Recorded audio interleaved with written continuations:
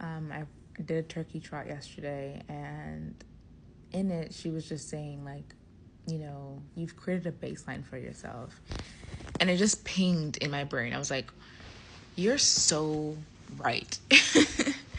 Like, I just created a baseline for the thing that like was so big and scary at first. I did it. It may not be the fastest. Let's just use the 5K, for example. And it may not be like my fastest run ever. It may not, like, whatever. You can nitpick all the ways that like it could have been better. I could have done this, could have done that.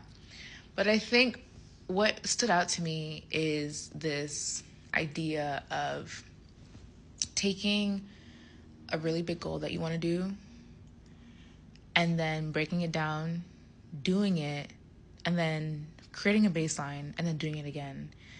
Like you're just trying to create these iterations for yourself.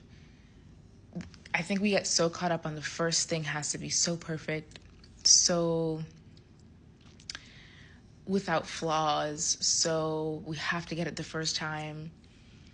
And it's like, that's not really how life works. You're going to need to do it, create that baseline for yourself, and then try it again.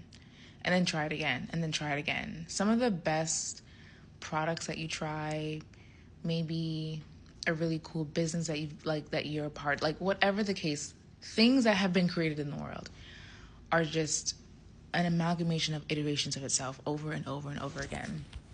And when you really break down, I think your goals, you have to think about it like that. You're just trying to create multiple iterations of said goal.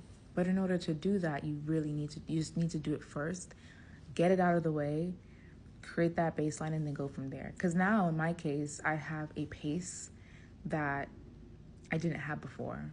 Now I have a time that I didn't have before, and now I can work and train against that time. I can say, okay, I want to cut down my baseline, i.e. my time, by a minute for my next 5K.